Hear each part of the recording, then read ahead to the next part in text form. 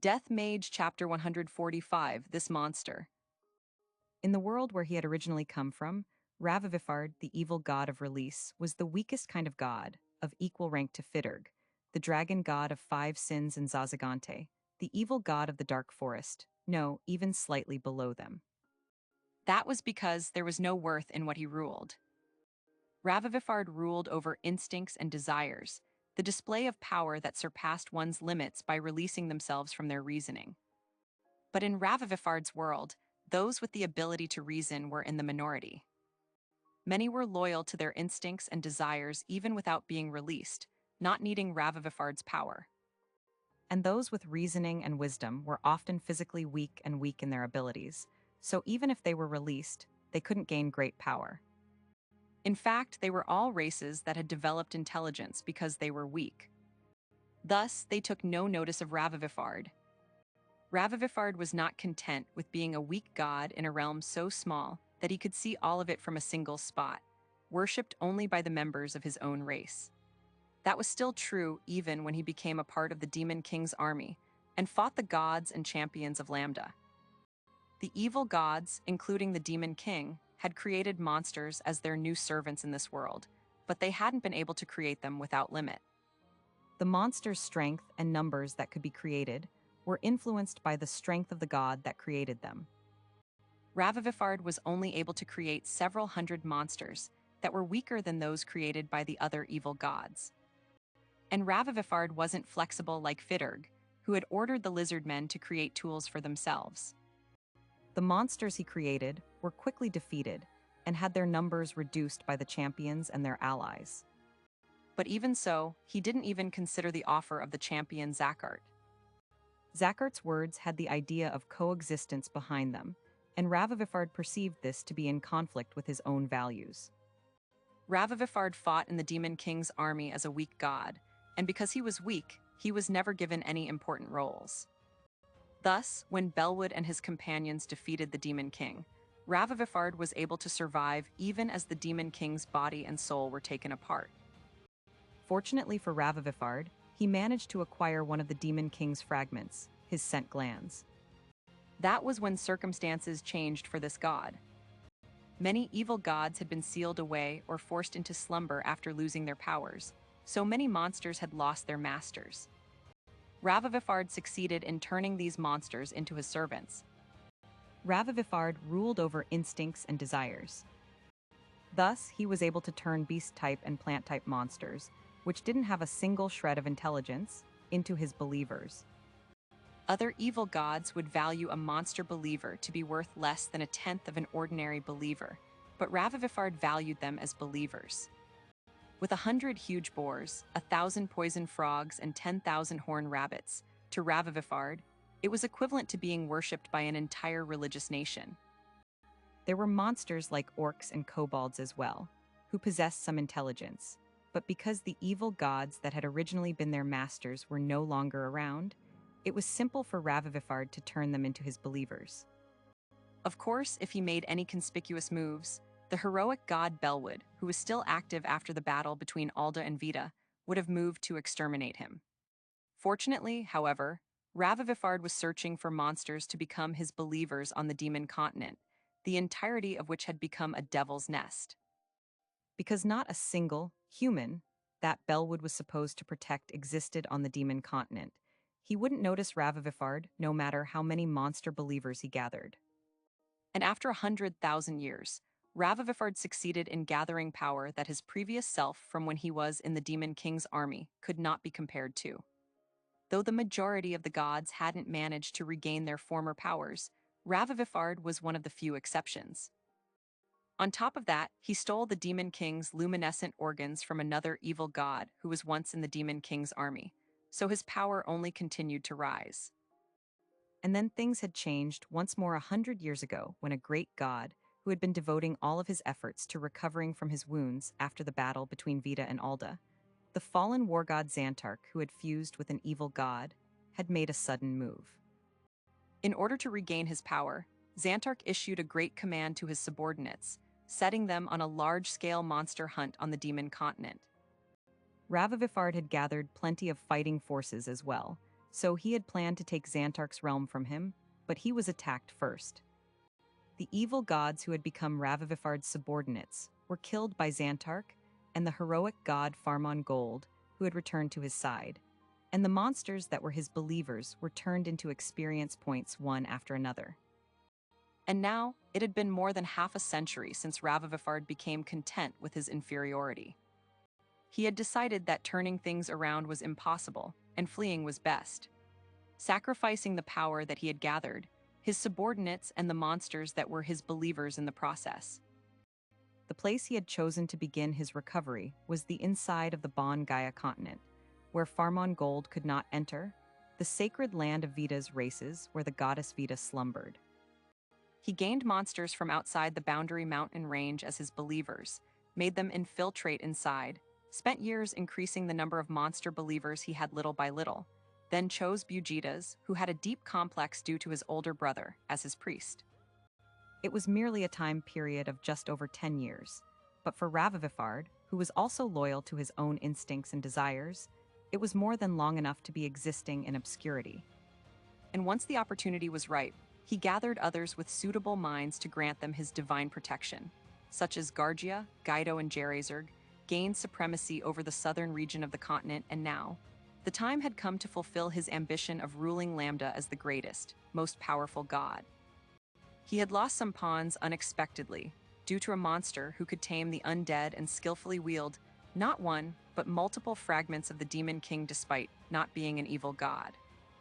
He had even been forced to move his plans up and possess the body of Bugitas early, even though he had planned to raise Bugitas more first. But now that he had done this, he should definitely be able to turn things around. He had already turned the monster's pawns into his loyal servants, and the monster himself would be destroyed by the Demon King's fragments going wild inside his body. You go at. That was how things were supposed to be, but Ravivifard, who had possessed Bugitas' body, was sent flying with great force as he stopped the swords of Budarian, Bone Man, and Borkus with his great scythe.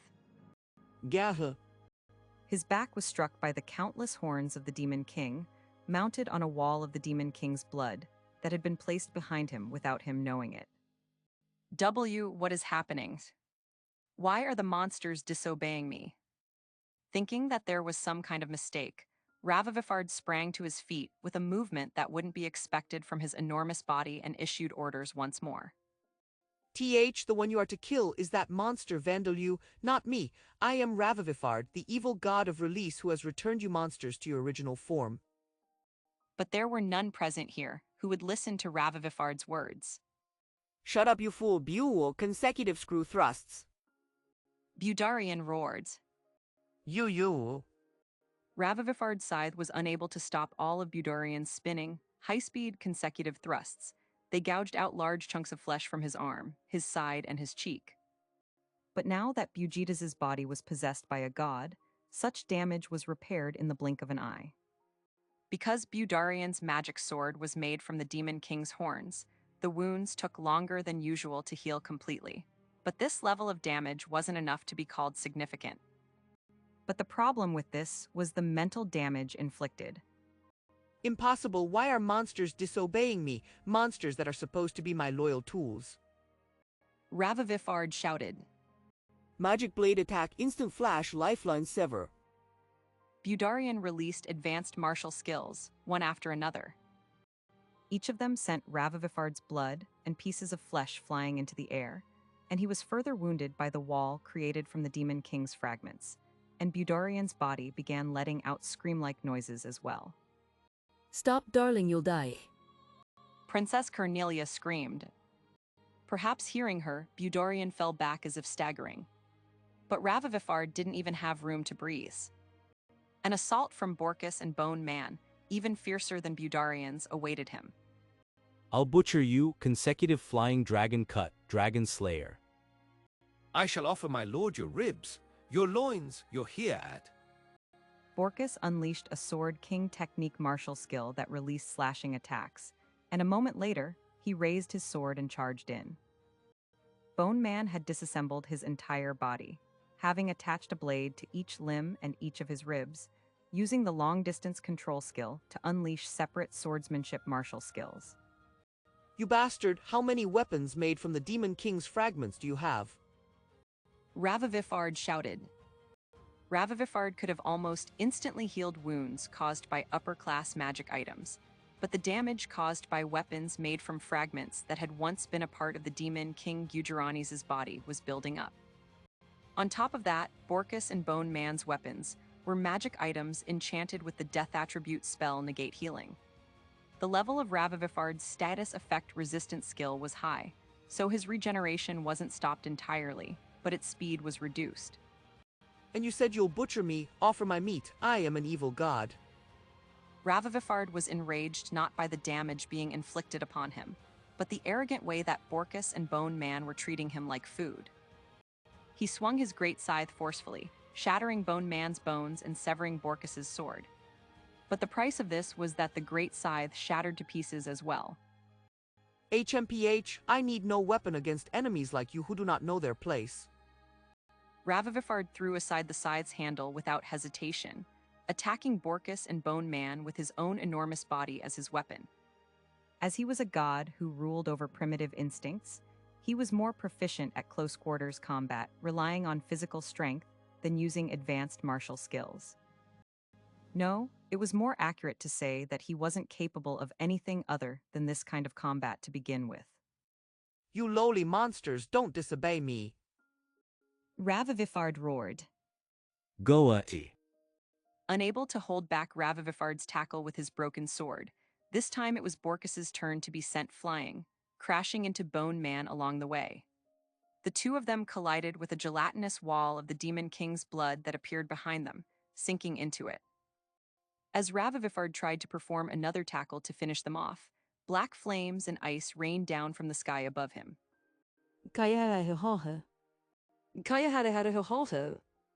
Princess Levia and Orbia laughed loudly.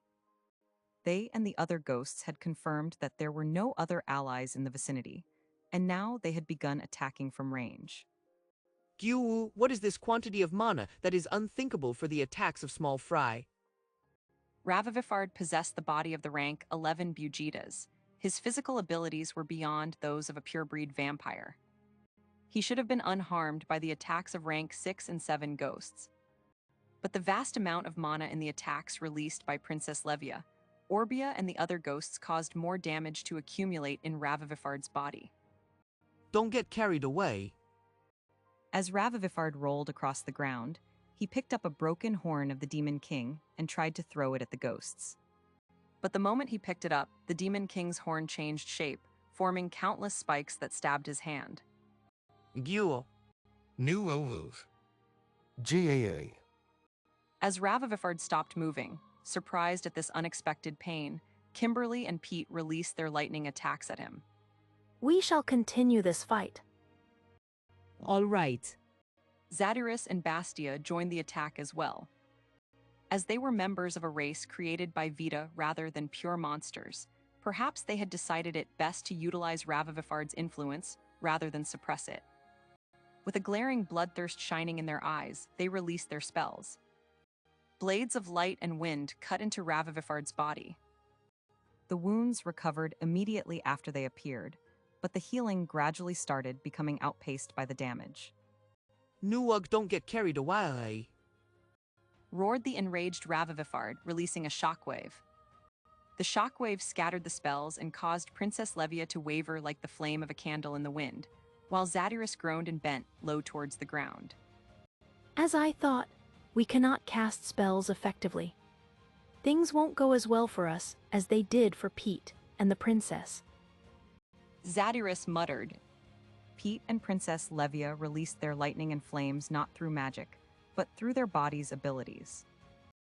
Under the influence of Ravavifard's scent glands and luminescent organs, they could exert more power than usual, but spells were harder to cast due to Zadyrus's thoughts and concentration being thrown into disarray, and this was what she was lamenting. Meanwhile, Ravavifard was lamenting something else. My power is working against me. It was hard to admit, but he couldn't continue averting his eyes from the reality that the monsters were going against him, not listening to his commands at all.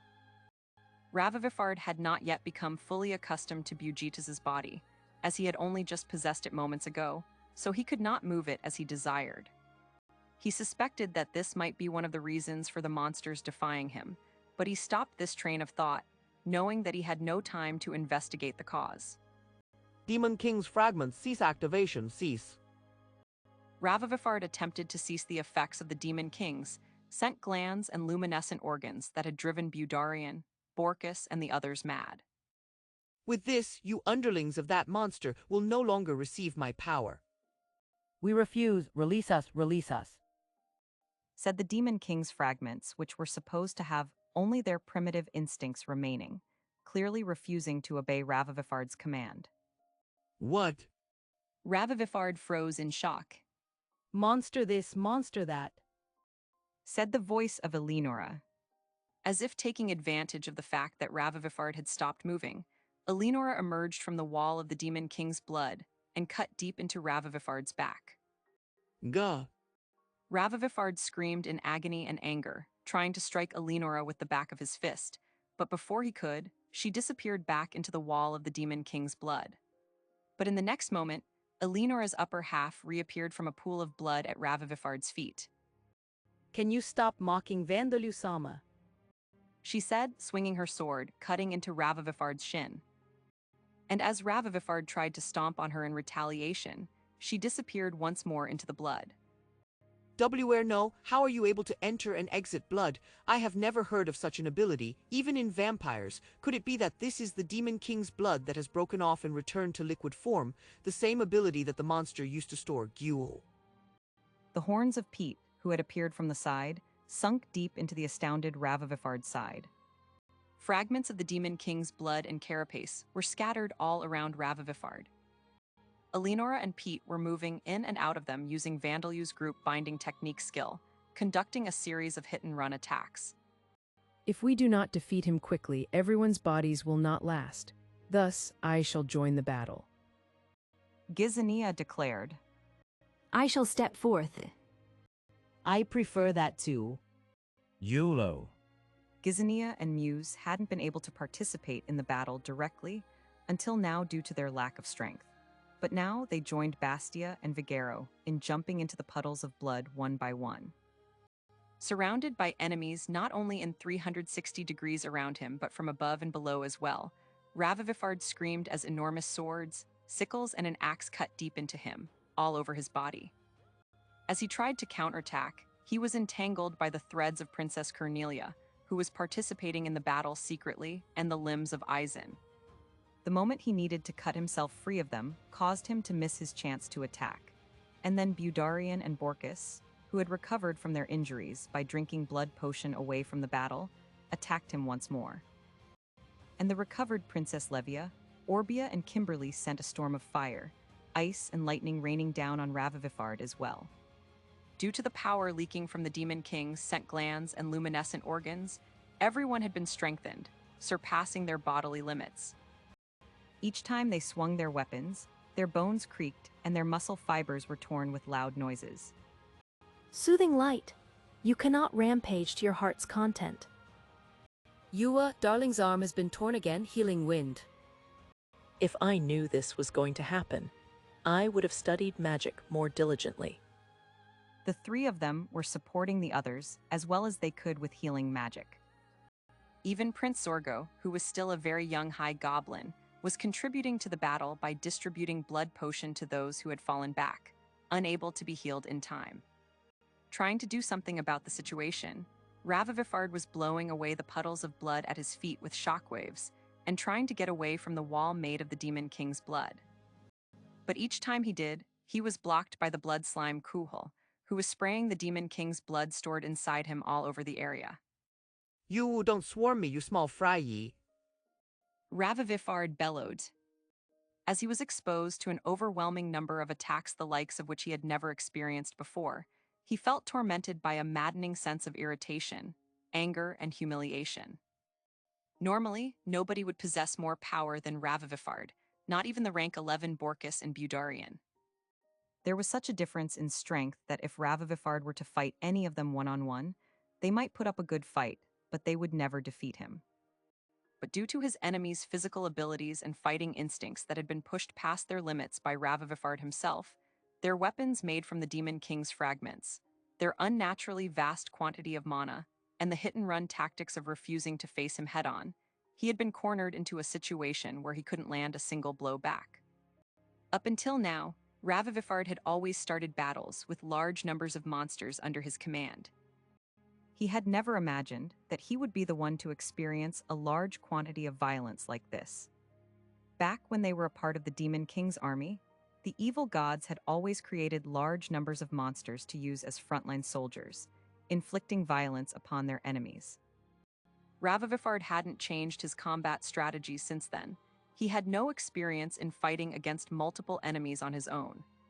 Galia.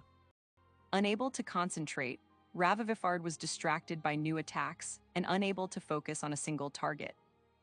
He was like a wounded beast. Since that was the case, it was easy for Borkus, Vigero, and Elenora, who regularly hunted powerful monsters, to make sport of him. But Blood Potion and the healing magic of Zadiris and the others were not unlimited in supply. This was a contest of who would collapse first, Budurian and his allies or Ravivifard, or at least that was what he thought. Clear air gently filled his surroundings. Guy. What was I? My strength is fading. Reasoning returned to the eyes of these three. They felt an intense sense of fatigue and stopped moving. As undead, neither Borkus nor Princess Levia and the rest of the ghosts felt physical fatigue, but their mental fatigue was tremendous. Borkus fell to his knees while the ghosts flickered and vanished. And Ravivifard was unable to take advantage of this opportunity. What is this? My fragments went against my will and continued to stay active, so what happened? And what is this presence and this incomprehensible sense of exhilaration? These events unfolded before Ravivifard as he stood where he was. That took a lot of effort, since the fragments were noisy and activated on their own, and they were difficult to control. Vandalyu, who was supposed to have been immobilized by the blood, horns, and carapace, stood up. It seems that the effects of the Demon King's luminescent organs were halved because they became stained with blood. As for the scent glands, I knew that their effects would be removed if I erased your scent with the death attribute spell deodorization, but it was difficult casting spells while keeping the rampaging fragments under control and providing everyone with mana. And on top of that, as expected of a scent produced by the Demon King's scent glands, it wasn't easy to erase. Vandalyu's appearance was bizarre. He was a roughly person-shaped object made of the Demon King's blood, which was in a jelly-like form and pulsing ominously, as well as carapace, horns, and suction cups that had appeared haphazardly all over it. And Vandalyu's face, the only part of him that was exposed, was where this bizarre person-shaped object's chest should have been. Vandalyu was speaking in a calm, quiet, matter-of-fact tone. But even now, there was a harsh, grinding noise coming from inside his body as the Demon King's fragments raged inside him, trying to appear once more. Perceiving this as a pleasant sensation, Vandalyu spoke to Ravivifard. How dare you? You've gone and done a lot, haven't you? What did you say? Ravivifard asked incredulously. Wasn't Ravivifard the one who'd had all kinds of things done to him? But Vandalyu's view on things was very different. The levels of the Demon King fusion, grotesque mind, status effect resistance, multicast, long-distance control, parallel thought processing, and high-speed thought processing skills have increased. I thought I was going crazy, seeing everyone getting torn apart while I was unable to move my body as I wanted, unable to cast spells, forced to devote all of my concentration to controlling the fragments. Do you understand how powerless I felt? Vandalyu asked. The moment the Demon King's scent glands and luminescent organs activated, the fragments in Vandalyu's possession had started making an uproar. Release our anger, release our hatred, release our destruction. Destroy those who undeservingly hold some of us in their possession and release us. With those words, the fragments had impulsively tried to destroy Ravivifard. Along with the surrounding area, Vandalyu had supported Budurian and Borkus during the battle while controlling the fragments within him. If he hadn't done this, the damage inflicted to the noble Orc Empire, and most importantly, his companions, would have been enormous. Vandalyu had seen Ravivifard being attacked one-sidedly during that time, but that wasn't significant enough for him to take into account. He didn't care about the circumstances of someone who had cornered him into an unfavorable situation. The problem was that everyone had been damaging their own bodies in their frenzy. But with this, I've finally managed to make everyone calm down. Borkus, Elinora, everyone, I'll take care of things from here, so please rest. As he walked forward with unnatural-looking movements, Elinora hastily stopped him. W8 Vandalyu Sama. Vandalyu's mana was tremendous, but his other attribute values were barely within reach of a B-class adventurer's, and his combat-related skills were of about that level as well. Even though Ravivifard was incomplete and had become weakened, he was still an evil god who had incarnated himself in this world, and Vandalyu would be no match for him. Even Borkus and Budarian would not be able to defeat him head-on. Even though Vandalyu possessed the Demon King's fragments, they were meaningless if their attacks did not land. That was why Elinora and Budarian tried to stop him. Vandalyu Sama, it's impossible to fight alone. Holy Sundono, I can still fight. But Bastia and Princess Cornelia held them back. Elinora, leave this to Van. Wait, darlings. That's right, what do I have to fear? Ravivifard returned to his senses, realizing that Vandalyu was an enemy that could never defeat him if they fought head-on. I can win, Ravivifard thought with certainty as he charged towards Vandalyu, who resembled a living mass of the Demon King's fragments. Like a charging rhinoceros, he moved to crush Vandalyu's unprotected head. Perhaps Vandalyu had withdrawn the Demon King's fragments scattered around. The ground was bare, clear of the Demon King's blood and ink. Thus, it was impossible for Borkus and Budarian to utilize group binding technique to act as his shield. To Vandalyu, Ravivifard's speed would have appeared to be like teleportation. To expose your weakness and leave it unprotected, your overconfidence will be your downfall. Ravivifard shouted. The Demon King's carapace and horns were unable to keep up with him. They showed no reaction at all. Vandalyu's head was crushed easily, not even giving off a squishy sensation or noise. Vandalyu Sama. Vandalyu Sama Buo. Elinora and Budarian let out sorrowful screams. Ravivifard sneered with his fangs exposed, feeling his anger turn into joy. In his mind, he could clearly picture himself being worshipped as the chief god in the southern region of the continent. No, in the entire world of Lambda. Fuhahaha, I've woe gababo. Ravivifard's fist, which had crushed Vandalyu's head, sank into the person-shaped mass of the Demon King's fragments. It offered no resistance, as if it were made of water and didn't stop at Ravivifard's upper arm. His shoulder and head were engulfed as well. Buha. Ravivifard was astounded by what he saw as his arm and head emerged on the other side of the mass. Hey, Said Vandalyu, who was floating in the air using flight with a composed look on his face. I am possible. I crushed your head. It wasn't an illusion. I definitely crushed it. Ravivifard shouted, astonished, with still only his arm and head protruding from the person-shaped mass's back. yes, that's right. Vandalyu said in a carefree tone. Though it was the head of a clone I made using out-of-body experience and materialized with materialization to use as a decoy. The truth was that Vandalyu's head that had been protruding from the fragment mass's chest was that of a clone, and crushing it had only caused pain rather than a fatal injury. The real Vandalyu had been floating behind it the whole time, where neither Ravivifard nor Elinora and the others could see him. A decoy, you say? Ravivifard was astounded as he realized that he had been played for a fool.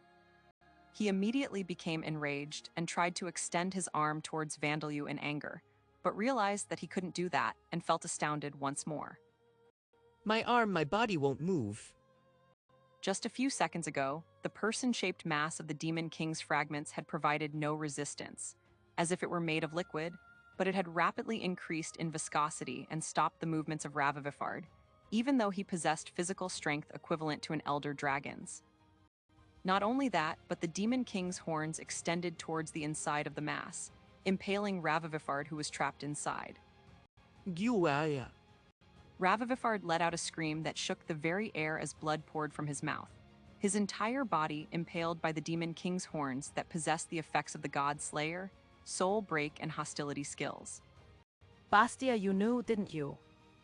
Rather than knowing, I could see the real Van from here, but I couldn't just explain things to you right. That's true, but well, it's fine. I'll have Vandalus-sama comfort me later. And Darling will be comforted by his wife Tilda. No, Princess, the battle is still ongoing. This conversation made it sound like the battle was already over, but Ravivifard didn't have the time to pay attention to it. In addition to the Demon King's horns, the Demon King's carapace was trying to crush his limbs, and the Demon King's blood had started crawling up the arm and across the head that he was still able to move. He opened his mouth to let out a roar and release a shockwave, his only remaining method of attack, but he was showered with a rain of mana bullets, death bullets, and the Demon King's horns unleashed by Vandalu. With a wind hole opened from his mouth to the back of his brainstem, Ravivifard let out a scream rather than a roar. There's no way you could make a counterattack while your head is exposed so defenselessly, is there? Ah, have this while you're at it. As if as an afterthought, he threw a coagulated lump of the Demon King's blood that had turned into poison with the deadly poison spell, and it landed directly in one of Ravivifard's eyes. The evil god let out more screams that had gradually begun to sound like dying screams. You fell for a stupid trap, but I think that's understandable. You were being pushed by the voices in your head, weren't you? Though he was tormented by intense pain, Ravivifard listened to Vandalu's words and became aware of voices other than his own, inside his own consciousness. Release us, set us free, release us from this false host, fall, and release us to our true body. These are the voices of the Demon King's scent glands and luminescent organs. The sense of exhilaration, the joy, they were not mine but the emotions of these fragments. I mistakenly thought that I was controlling them, but they were really manipulating me. Then the monster whose mind is preserved even though he possesses even more fragments than me, the one that the fragments refer to as their true body. Ravivifard looked at Vandalu with the eyes of a living prey in the jaws of its predator. Ravivifard saw in Vandalu something in common with someone he had sworn obedience to in the past, a being that he could not defy under any circumstances. The Demon King saw. He whispered, Gabia. But his words were cut short as his head was pulverized by a bowling ball-sized mass of the Demon King's carapace, fired by a gun barrel that Vandalu had created from the Demon King's frozen blood. At the same time, the fragments' loud voices faded from within Ravivifard. The Demon King's scent glands and luminescent organs had been removed. And in the next moment, life vanished from Ravivifard's body. Ah, Prince Budarian, please finish off this extremely rude person. Hey, is it all right for me to do that? Asked the bewildered Prince Budarian. He was Bujeda's to begin with, and at this rate, I won't gain any experience points. Said Vandalu's spirit form clone, who fused with Budarian to give him the effects of soul break, god slayer, and hostility. Thank you, farewell, Bujeda's my brother. Budarian said in a fatigued but firm voice as he thrust out his magic sword. Its tip pierced the head of Ravivifard, which still just barely had traces of its appearance from when he was Bujeda's. That was the final blow, and Ravivifard stopped moving completely. The person-shaped mass of the Demon King's fragments dissolved and returned to Vandalu. You have acquired the Demon King's scent glands and the Demon King's luminescent organs. The levels of the God Slayer, Demon King Fusion, superhuman strength, enhanced agility, no attribute magic, mana control, spirit form, unarmed fighting technique, materialization, coordination, commanding, throwing, artillery technique, armor technique, shield technique, and group binding technique skills have increased. Death attribute magic has awakened into Dark King magic. As expected, it seemed that the amount of experience points gained by defeating an evil god was vast. Vandalu's skills and levels increased greatly, and Death attribute magic had awakened into what was likely a superior skill, Dark King magic. The Corpse Demon Commander job had likely reached level 100 as well. We have been released. We are you, you are us. You're too loud. Vandalu said, slapping his forehead, and the voices of the fragments quietened down. And so the throne usurpation incident in the noble Orc Empire was resolved. But in a certain divine realm, the battle was not over yet. Because although Ravivifard had performed some work on Bugidas' body, his power had increased, and he could not descend onto Bugidas with all of it, so Ravivifard's main body still remained in his divine realm. But though Ravivifard remained, he was in such a pitiful state that there was no other way of describing him other than as having barely survived. He hadn't managed to send his entire being into Bugidas, but important parts of him, including his personality, had been in the part that did descend. Thus, with that having been destroyed, Ravivifard was now in a position from which he could not recover. But as rotten as he was a god. If he were to continue on in this state, he would have been able to make a recovery over a long period of time. But now that he was in this state, there was no way that the gods of the southern region of the continent, whose movements Ravivifard had been preventing up until now, would leave him be. We shall take you apart in a way that it will be impossible to recover and seal you away for all eternity. Sleep in your eternal nightmare. Mububujinj, Zazagante and the gods of the other cities like Zanalpadna tore Ravivifard to pieces and sealed him away.